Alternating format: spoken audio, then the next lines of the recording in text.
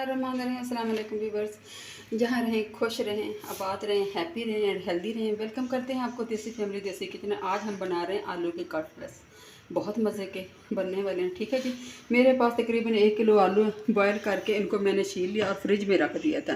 क्योंकि इसमें एक नमी सी होती है, वो सारी फ्रिज में रखने से ठीक हो जाती है।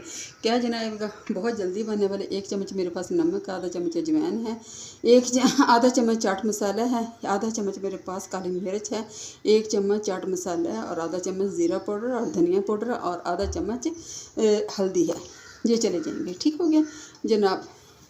बिस्मिल्लाहिर्रहमानिर्रहीम। क्या जाएगा, सब्ज़ मिर्च इसमें ज़्यादा डाल रही, तकरीबन 2 टेबलस्पून मैं डाल रही हूँ बड़ी सब्ज़ मिर्चें की, तकरीबन 6 से 7। धनिया है, पुदीना है। ठीक है जी, मैं इंशाल्लाह ताला इसको मिक्स करके फिर आपको दिखाती हूँ। अच्छा जी, आधा चम्मच मिर्च चली जाएगी। ठीक है, सुरख नहीं डाली, मैंने दूसरी डाली है। और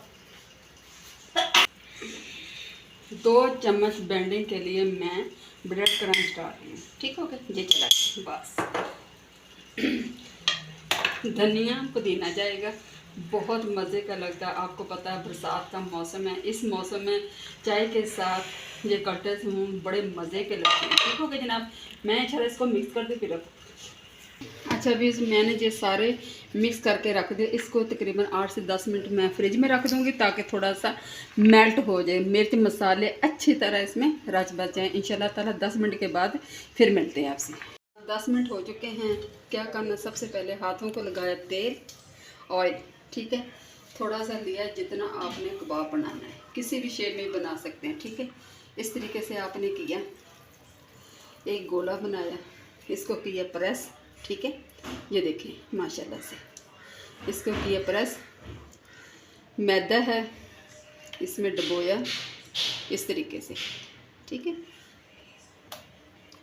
अच्छी तरह आपने इसको कर लेना। इसके बाद आपने इसके मदद से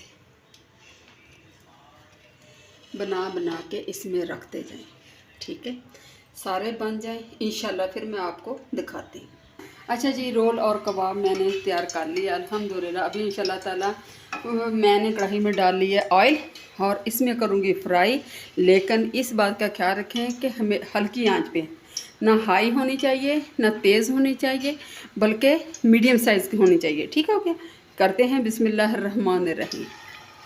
ठीक है, शैलो फ्राई करूँगी, ज़्यादा फिर डीप नहीं करने क्योंकि ऑयल बहुत ज़्यादा हो जाता है।